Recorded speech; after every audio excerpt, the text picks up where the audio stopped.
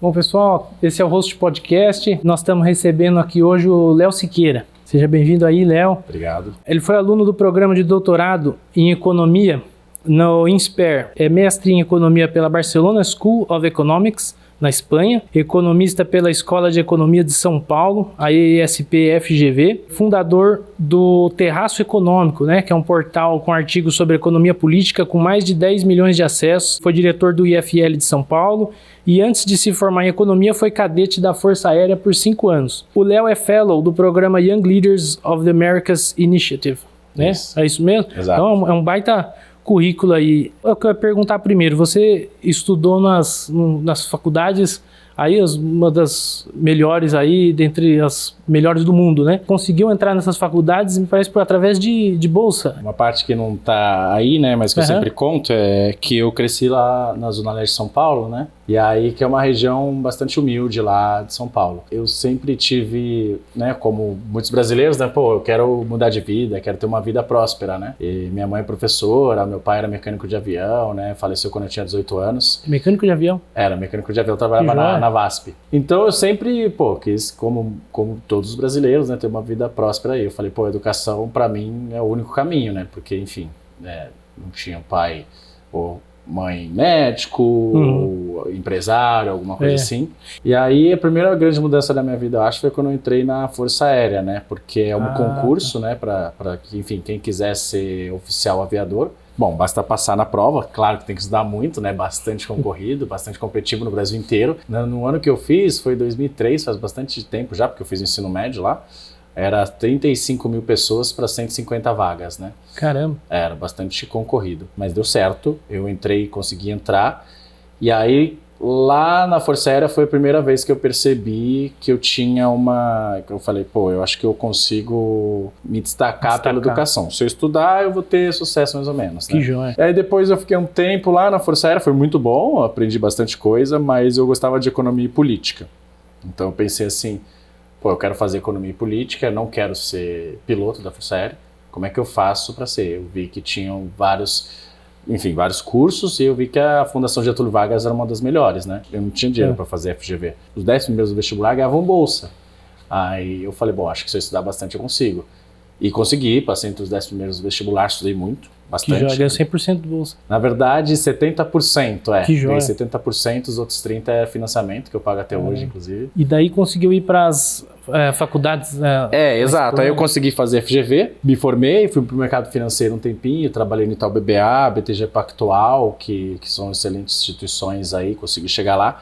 Depois eu queria fazer um mestrado, e aí de novo eu falei, eu quero fazer um mestrado na Europa, mas eu não tenho recurso para fazer isso, né? Eu ia gastar na época uns 100 mil reais, isso aí a gente tá falando 2015, 2016, eram uns 30 mil euros, com o euro na época 3 e pouco, exato. Você vê como mudou bastante as coisas na época, 2015. Ali, hoje então? Exato, então eu ia custar uns 100 mil reais. Aí eu falei, eu quero estudar. Fui aprovado lá em 4 escolas na Europa, né? 2 na Holanda e 2 na Espanha, que eram bons departamentos econômicos. Mas eu não tinha dinheiro. Tinha muita gente fazendo financiamento coletivo na época. Uma vaquinha, né? Sim. Online, assim, eu tenho uma oportunidade, não tenho dinheiro, etc.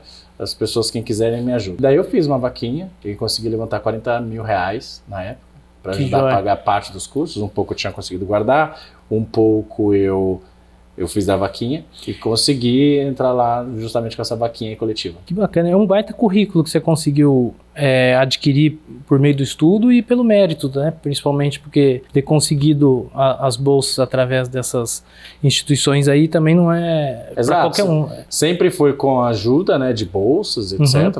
A própria FGV me forneceu a bolsa e uma parte do financiamento com o próprio recurso da escola. Quando eu fui fazer o mestrado, foi um financiamento coletivo com a ajuda das pessoas, né? E eu faço doutorado em economia hoje no INSPER também com uma bolsa do próprio INSPER, né? Que joia. Obviamente eu estudei bastante para estar lá e para me formar, para ter boas notas em todas as instituições que eu passei. Tem essa parte de mérito e tem essa parte das pessoas que me ajudaram. Né? Que bacana, e adquiri um baita conhecimento. Esse portal do Terraço Econômico, como é que funciona? É um portal em alguma das redes sociais? Como que você faz essa interação com o pessoal? Tinha acabado de me formar na FGV, a gente vê aqui muitos meios, os jornalistas, né, alguns jornais discutiam muitas coisas sem muitos dados, sem muita evidência do que dá certo, do que funciona e o que não funciona. Era muito mais as coisas baseadas na ideologia, né? Eu acho que o cara é pobre porque existe um rico, né? A culpa do trabalhador ganhar pouco é porque o empresário é ganancioso. A privatização não ajuda os mais pobres. Aí a gente falou...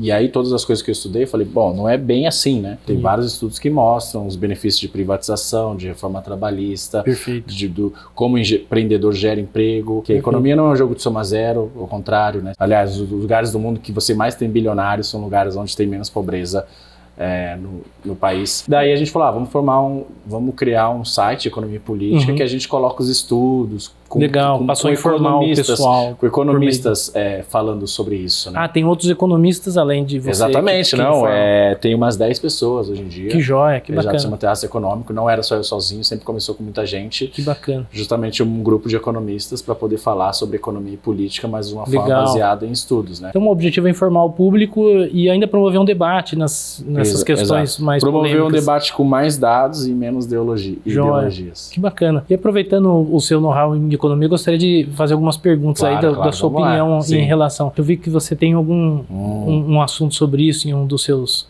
vídeos aí. O que você imagina sobre a questão de pedágios aí? Viralizou bastante. Primeiro, as pessoas têm uma ideia de que as coisas, só porque elas são gratuitas, elas não têm custos, né? Tá. Então, a partir do momento que você anda numa estrada federal, você acha que ela é gratuita, mas ela tem custo. E o cara acha que não tem custo. Então tem custo, porque para você asfaltar, para você fazer a manutenção, então aquilo custa para o Estado. Como é que o Estado paga? Através dos impostos, né? Isso. Só que o que acontece? Geralmente você não vai ter investimento suficiente e você vê que a maioria das estradas federais são todas esburacadas e abandonadas. Exato. E quem está pagando por aquela? Todos os brasileiros que pagam imposto. Em São Paulo é muito assim. São Paulo tem as melhores estradas do país. E os países mais desenvolvidos é assim, você faz a concessão para uma empresa privada, né? Perfeito. E aí a empresa privada, ela vai administrar aquela estrada, Bandeirantes, Anhanguera, qualquer que seja. Legal. E eles vão ter o direito de explorar aquilo comercialmente. Então, se eles vão investir os recursos, vão fazer a manutenção, aquilo custa, como é que eles vão levantar a receita? Uma das formas é o pedágio. Perfeito. É uma iniciativa privada? Pode ser chamado ou não? A iniciativa privada, exato. Legal. A iniciativa privada cuida, por exemplo, da rodovia dos Bandeirantes, e aí eles precisam obter receita para poder investir. Como é que eles obtêm a receita? É utilizando os pedágios. Perfeito. E por que eu acho mais justo? Porque só paga quem utiliza aquilo. Se você eu vou pegar uma estrada aí, Campos do Jordão. Pessoas mais ricas geralmente costumam viajar para Campos do Jordão, que, né, é um lugar muito agradável, que não é barato. Aí o que acontece? Se ela é pública, a empregada doméstica que nunca vai botar o pé lá, ela vai pagar por aquilo, através dos impostos. Entendi. Se ela é concedida, só vai pagar quem frequentar aquela estrada, né? Perfeito. Que vai pagar o pedágio. Aí, muitas vezes pode ser caro, a questão é que quando você paga o pedágio, você está vendo de fato aquilo ali. Só que quando ela é pública, né? Você não está vendo, mas ele está custando a mesma coisa. Entendi, acaba sendo mais específico só para quem está utilizando. Só para quem está utilizando. Que torna um pouco mais democrático. A maioria dos pobres não tem sequer carro, mas está financiando quem tem carro. Quem tem carro, em geral, é mais rico. Perfeito. Tão simples assim. Então, por isso que eu acho que você tem que sempre compartimentar os preços e quem não utilizar não paga e quem utilizar paga. Perfeito. Assim. Leão, você acha que precisa de uma reforma tributária no Brasil? Você acha que é necessário uma reforma tributária? Com certeza. O Brasil é o país com o sistema tributário mais complexo do mundo. Tem um dado do InBusiness, né, que é um estudo do Banco Mundial que mostra os países que mais gastam, que as empresas mais gastam tempo para poder só calcular que tipo de imposto vai pagar. Entendi. E você aí, como tem alguns negócios também, sabe o quão complicado é, né? E o Brasil é o país mais complexo. A gente gasta, em média, as empresas 2.500 horas por ano, enquanto o segundo lugar gasta 1.000 horas por ano, mais ou menos. Isso em termos de complexidade, é isso? Complexidade. Eu não estou nem falando de nível de imposto, tá? Porque, assim, imposto, no fundo, ele é o resultado final do quanto as pessoas querem o tamanho do Estado.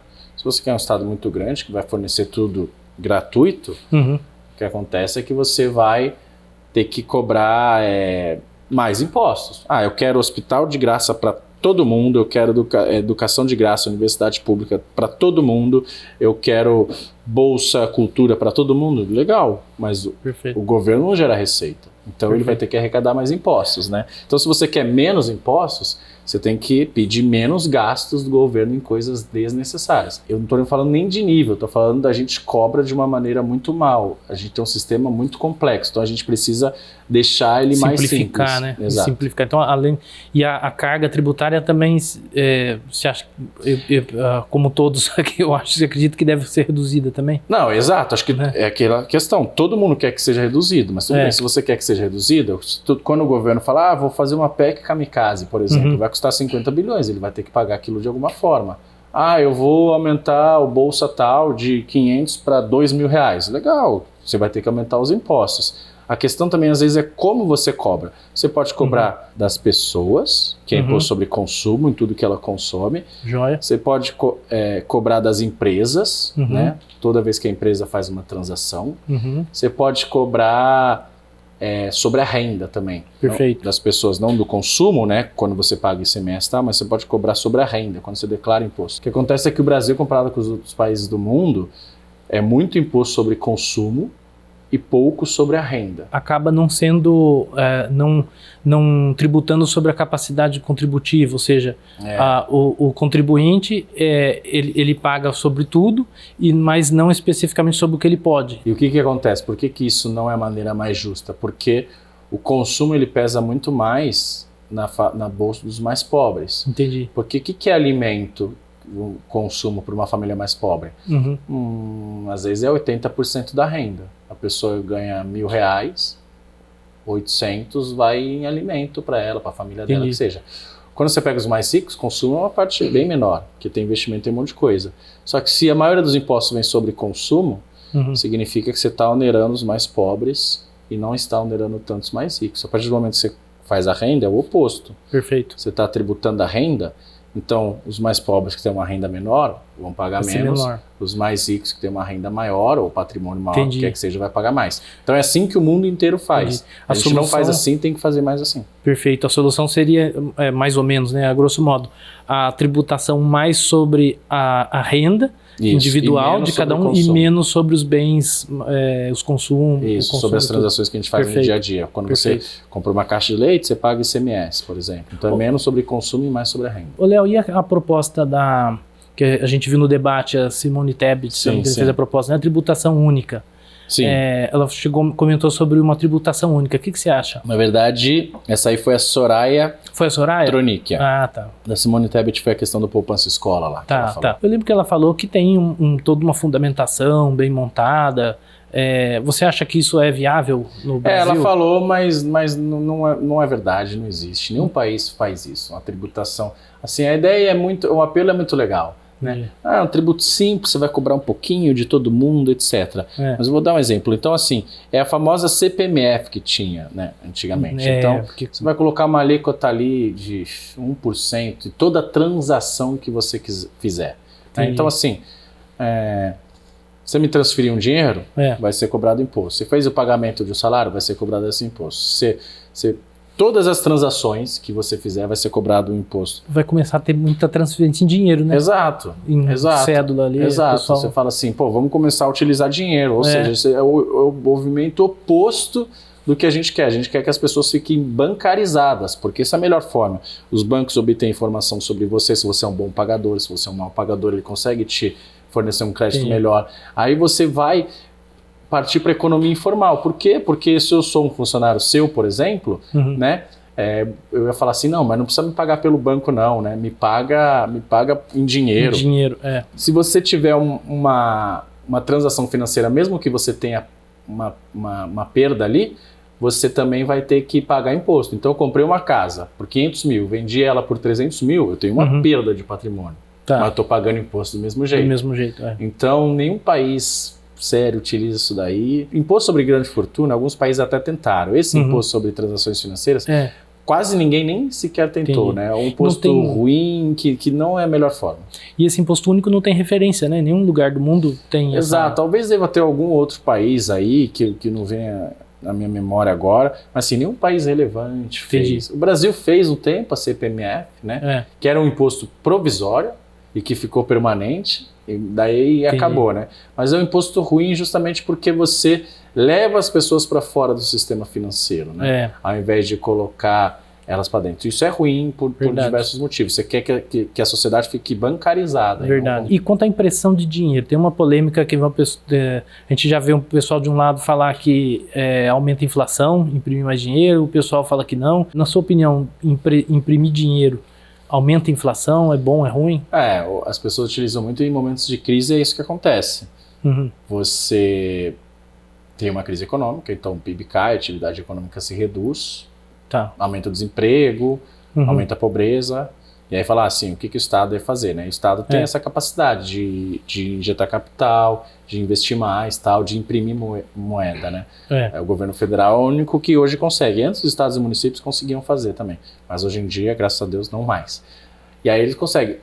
Só que isso tem um custo no longo prazo. É o que chama de neutralidade da moeda, que assim, você não consegue fazer um país mais rico simplesmente porque você imprime dinheiro. O que acontece é que no curto prazo, algumas vezes, em períodos específicos, você consegue atenuar os ciclos. Então você consegue dar... Mas assim, você não consegue fazer isso dia após dia, porque você vai aumentar a sua dívida, você vai gastar muito, e aí o mercado vai começar a entender, esse país mais gasta do que arrecada sempre, está aumentando sua dívida. Ele não é um bom pagador, e aí a taxa de juros sobe, e aí o financiamento fica mais caro, o investimento cai, porque a taxa de juros está mais alta. Então assim, não funciona. Tem que ser uma medida só para efeito de equilíbrio, não para... São medidas de curto prazo que você pode utilizar em algum momento específico. Por exemplo, no Covid, né? Você todo mundo ficou em casa, o remédio para o Covid era que as pessoas ficassem em casa. E aí, o que você faz, então? As empresas estão quebrando, as pessoas estão sem dinheiro, porque não trabalham. Aí, o que o governo faz? Então, tá bom, eu vou dar um auxílio para vocês. E aí, funciona no curto prazo. Mas não dá para ficar fazendo isso sempre, né? Entendi. Porque isso aí você quebra o país, você gera inflação, como você falou. Então, as consequências são bem ruins. E recentemente foi divulgado que teve um superávit no Brasil, ou seja, isso foi porque reduziram-se os juros. Você acha que houve de fato uma melhora na economia? Estamos à frente da maioria dos países? Teve um superávit, o que fizeram foi a chamada reforma administrativa silenciosa, ou seja, o governo na pandemia falou, nós vamos congelar o salário dos servidores públicos, né, e você congelou. E aí, então, você não aumentou também o número de servidores públicos, isso foi um avanço do governo, é inegável, são os números. E aí o que acontece? O governo começou a ter alguns superávites, né? Então, de fato, você teve alguns superávites. A questão é que as coisas estruturais do país não mudaram. Então, de fato, a gente podia estar bem pior, podia estar tendo com déficit, né? Ou seja, o governo gastando muito mais do que arrecada, mas nesse curto período ele arrecadou mais do que gastou. Mas muito por conta também da inflação, que de novo o nosso imposto é grande parte sobre consumo. Se você tem uma inflação alta, você está pegando uma alíquota ali, 5%, não mais de 100%, mas em cima de 130%, 140%, porque teve uma inflação. Então eu estou arrecadando agora 5% em cima de 130%, 140%, não 5% em cima de 100%, né? Porque o nosso sistema de impostos é assim. Então o governo começou a ter esse superávit, foi benéfico, mas se não fizer as reformas justamente, se não acabar com o populismo, se não reduzir o populismo, por exemplo, teve a PEC Kamikaze do governo, que é um impacto de 50 bilhões fora do teto de gastos já.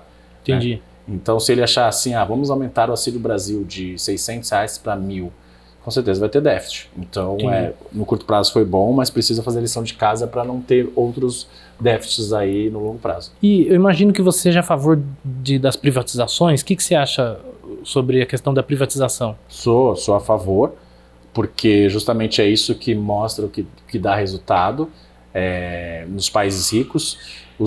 Porque os serviços são bem melhores providos quando você tem iniciativa privada, porque eles precisam se preocupar em dar lucro, em ser eficientes, em gerar uma boa qualidade de serviço, porque senão o cara não vai comprar dele, ele vai comprar de um outro concorrente. Então as privatizações são bem-vindas, elas dão muitos resultados no mundo inteiro. A questão é a forma como é feita, você também não pode fazer de qualquer forma. Se você faz de uma maneira ruim, você acaba não colhendo os benefícios daquilo. Por exemplo, você pega uma empresa de energia que é monopolista, ou de saneamento, e você simplesmente privatizar ela, você vai transformar um monopolista estatal num monopolista privado. Isso não vai melhorar muito. Você precisa de um ambiente competitivo, você precisa de uma regulação dependendo do setor. Então não basta privatizar também, tem que ser feito. A forma é muito importante. Parece que os Correios teve uma alta aí de faturamento nos últimos anos, mais histórica assim. E nesse caso, isso é benéfico para a questão da privatização, ou seja, antes de fazer uma privatização, é bom que se... essa é uma discussão boa. As pessoas falam assim, eu sou a favor da privatização, mas se está dando lucro, para que eu vou privatizar, né?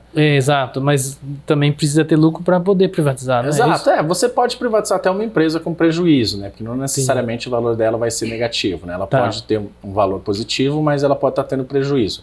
Era o caso dos Correios, porque você vê o potencial do ativo, né? Pois é. A questão é que assim, se ela está dando lucro, na iniciativa privada, quando você não está loteando os cargos, quando você não está usando de cabide de emprego, ele vai dar mais lucro ainda, né? Perfeito. Então, de fato, é mais fácil você vender um ativo quando está tendo lucro, etc. Perfeito. E ela sendo privatizada também e lucrando com certeza mais, não tendo, né, como você disse, os cabides de emprego, as questões e tudo, ela também rende mais impostos, né? Muito mais impostos. Também tem essa questão também. A Petrobras, que não é privatizada, ela paga tanto de imposto que o governo recolhe através dela. Então a Vale do Rio Doce, que foi privatizada lá atrás, ela é muito maior e vale muito mais do que quando foi privatizada. Então ela paga bastante imposto pela quantidade de receita e lucro que ela gera. Você falou na Petrobras, a Petro tem assim, uma discussão que é se de fato um governo consegue alterar o preço da gasolina, porque teve a mudança aí recente da questão, se não me engano, do ICMS, né, sobre a gasolina. A competência, você sabe dizer a competência da gasolina, é possível que o governo altere o preço da gasolina? Exato, se a empresa é estatal e o governo tem um controle sobre ela, é possível, né? Ele pode utilizar e baixar na caneta, né? Perfeito. Antigamente era principalmente quando era Graça Foster, presidente da Petrobras, no governo da Dilma, eles de fato seguravam. A Argentina está cheio de exemplo disso, Venezuela também, de que o governo vai lá e fala, olha, eu não quero que aumente o preço, eu quero que caia o preço. Tem poder, Paulo. Tem poder. A Petrobras é razoavelmente independente, né? O Bolsonaro já tentou algumas vezes, os próprios presidentes, que foi indicado por eles, não quiseram baixar. Mas assim, no limite, se ele quisesse muito, muito, muito, talvez eu acho que ele conseguiria. A questão é que não é bom. Por quê? Porque ninguém gosta de preço alto, mas você não pode simplesmente na caneta falar assim, eu vou baixar os preços da Petrobras, né? Por quê? Porque a empresa vai começar a ter prejuízo, né? E quando é estatal eles não chamam de prejuízo, eles chamam de déficit, né? A empresa vai começar a ter déficit, ela não vai ter dinheiro para investir, e ela vai ficar obsoleta, e aí o custo dela vai aumentar muito, porque ela tá extraindo petróleo e vendendo petróleo com uma tecnologia obsoleta. Então toda vez que você controla o preço na marra, tenta fazer uma política social com uma política de preço, os erros e as consequências negativas são muito maiores do que qualquer efeito positivo. Então não funciona em lugar do mundo, o governo tem que deixar o mercado agir, e se ele quer os preços baixos, tem que facilitar a concorrência, tem que abrir o mercado para você ter outros players, justamente para ter concorrência e incentivar essa competição. Ô, Léo, você é candidato para deputado, né? Agora deputado estadual. Exato, para deputado estadual. E entrando então numa parte um pouco mais política, assim, o Partido Novo, até onde eu sei, né, ele é contra não utiliza de fundo partidário e fundo eleitoral. É possível que os partidos se financiem por meio de doações unicamente, ou precisa de alguma forma de algum tipo de financiamento estatal? Como que é? Exato, essa é uma boa pergunta. Bom, você tem alguns modelos no mundo. Você tem desde os Estados Unidos, que, se eu não me engano, não tem fundo eleitoral público, ou se tem, é uma parcela muito pequena. E você tem países, como o Brasil agora, que tem o fundo só o fundo eleitoral e não tem doação de empresas, você só tem uma parcela de doação de pessoa física.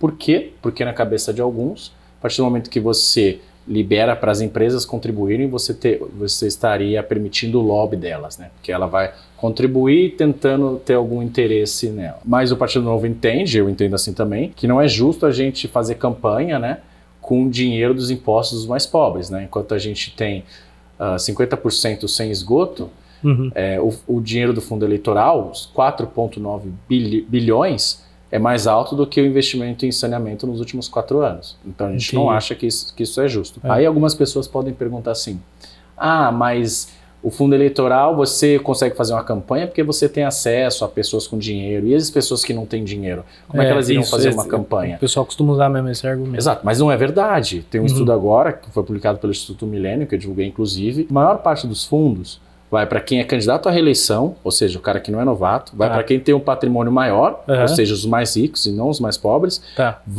não vai para as minorias, negros, mulheres também, uma questão de gênero, não recebem tanto. Então, essa lógica não é verdade. E 0,3%, na verdade, 3% dos candidatos recebem 90% dos fundos.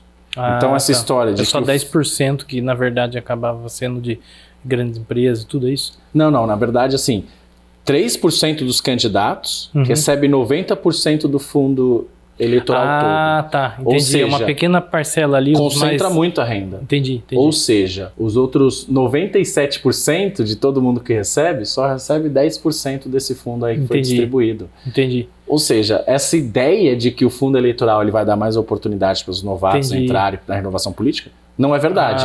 Então, a gente não usa dinheiro público. Ele acaba mantendo os políticos de sempre essa ali, é uma questão. Já estão mais... O fundo eleitoral, ele é o preço da democracia, o incentivo à renovação política, né, e a novas pessoas entrarem, ou é um instrumento de perpetuação no poder? E os dados mostram que ele está muito mais para o instrumento de perpetuação no poder do que o preço da democracia e o incentivo para novas pessoas entrarem na política. E o Partido Novo, ele não se utiliza de algum dos benefícios que são concedidos aí? Que tipos de benefícios que o partido não faz uso? Porque a gente entende assim, enquanto estão lá os brasileiros pegando ônibus, né?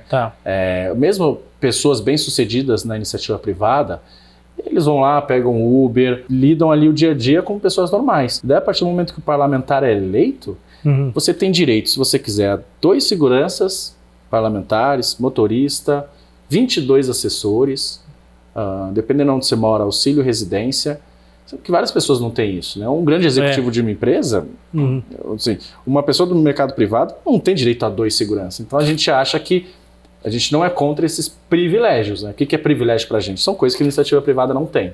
Tudo que a iniciativa privada não tem, a gente fala, olha, por que a gente deveria usar? Então a gente abre mão justamente para mostrar que a gente consegue fazer um mandato sem todos esses privilégios. Então o Partido Novo usa só metade dos assessores, metade da verba de gabinete, não usa segurança parlamentar, não usa carro oficial, porque o cidadão comum ele não tem, hoje em dia está cheio de aplicativo, por que a gente precisa de um carro oficial levando para todos os lugares, né? Então a gente não utiliza para dar o exemplo e espera que novas pessoas na política aí consigam fazer o mesmo. O Partido Novo tem como candidato para a presidência agora o Luiz Felipe Dávila. Ele tem competência nessa parte econômica também para gerir o país, para regularizar, para manter essa estabilidade? O que você acha, né? Sim, não. O Luiz Felipe Dávila uma baita formação, tem uma pós-graduação em Harvard. É mesmo? Ele fundou o CLP, Centro de Liderança Pública.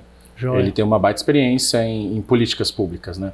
Que joia. E tem um conhecimento bastante amplo, não só em economia, como nessa parte de formação de políticas públicas. Não à toa ele foi escolhido candidato novo, porque ele tem as mesmas ideias, os valores do partido. Então ele acredita que o Brasil precisa ter abertura comercial para poder crescer mais, responsabilidade fiscal, privatizações, precisa ter uma reforma administrativa, uma reforma tributária.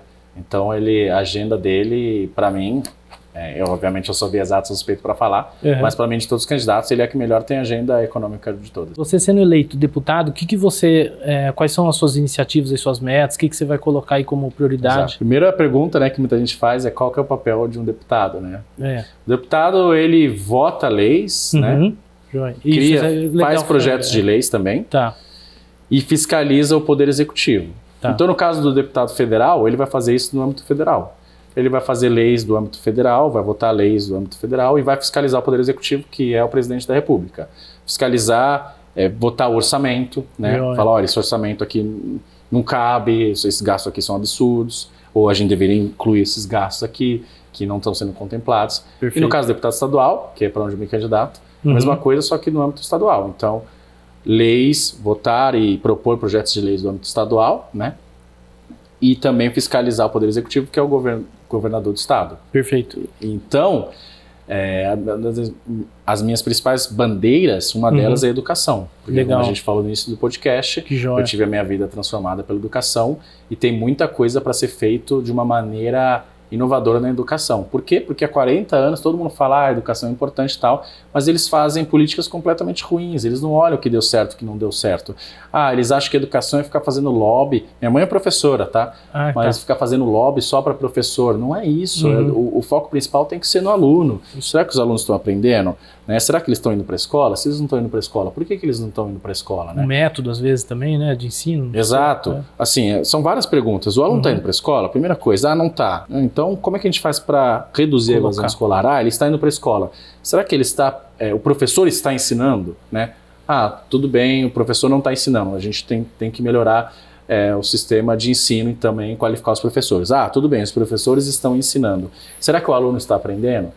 Por que ele não está aprendendo? Perfeito. Então, uma série de políticas aí, que muitos que estão aí, principalmente eu sou, né, um cara liberal, aí sou do Partido Novo, mas muitos partidos de esquerda, muitas vezes, eles não têm, as políticas deles não têm dado resultado na educação. Perfeito. Então, a educação é uma das minhas principais bandeiras. Legal. Como eu falei, combate aos privilégios, né, das elites e principalmente dos políticos. Perfeito. Justamente porque... se a gente quer um país de oportunidade, a gente precisa acabar com os privilégios de algumas elites. Cada privilégio que a gente dá é uma oportunidade que a gente tira. E aí, por último, o ambiente de negócios. Se a gente precisa de emprego, a gente precisa cuidar de quem gera esse emprego. Né? Quem gera emprego na sociedade não sou eu, não é o político. É o empresário, né? O empreendedor. Né? Perfeito. Então, a gente precisa criar os mecanismos para que esse grupo possa gerar emprego. No âmbito da educação, queria fazer mais uma pergunta, aproveitando que você abordou esse tema. Você acha que devia ter uma educação na parte econômica para a educação assim, do ensino médio, alguma coisa nesse sentido, para ajudar econômico ou jurídico? O que eu acho é que a escola deveria, né, muitas vezes ensinar o que a gente vai utilizar mais na vida, né? E muitas vezes a gente aprende coisas que ninguém vai utilizar na vida, né? A gente aprende o que é mitocôndria na escola, acho que ninguém utiliza, a não ser os biólogos ali, alguém que está nessa área aí de humanas. Mas todo mundo tem que lidar com dinheiro e a gente não aprende sobre isso. Pois é. Até a própria questão jurídica, né? Porque também. É interessante porque eu sempre me indaguei disso, porque a parte jurídica, assim, o Estado, ninguém pode alegar desconhecimento da lei. Exato. Né? Mas o Estado não propicia, né, um ensino nem que seja raso, né, sobre a lei, a questão financeira, né? Então, você acha interessante que tenha pelo menos um... De fato, é isso. Eu sou economista, meu conhecimento sobre direito é muito básico, básico. Tá. Então é isso. Talvez faria sentido entender a Constituição, né? O que é um decreto, o que é um projeto de lei, né? São coisas que eu vou utilizar aí na minha carreira pública e não sei. Então eu acho que tem que ter uma reformulação nesse sentido. Verdade. De, olha, o que a gente está ensinando aqui que a maioria das pessoas não utilizam e o que a gente não está ensinando que a maioria das pessoas utilizam. Os fundamentos de um contrato, por exemplo, acho que não tem ninguém na vida que não vai acabar firmando um contrato ou outro com outra pessoa, né? Acho que isso é bem interessante mesmo, né? Exato. Precisa mesmo.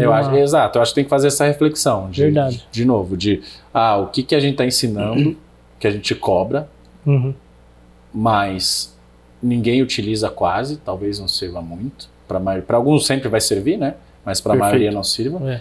E o que a gente está deixando de fora, que todo mundo precisa saber, e que acaba não sabendo, ou acaba aprendendo ao longo da vida, mas de uma maneira muito fraca, ou acaba nem aprendendo. Né? Muito obrigado aí pela sua participação, por estar passando para a gente aí um pouco do seu grande know-how aí na sua área. E a gente fica por aqui. Eu que agradeço, obrigado pelo convite, espero que o pessoal tenha gostado, e muito legal estar aqui com vocês no podcast, obrigado pela oportunidade de aqui estar falando também. Maravilha. Tchau. Valeu.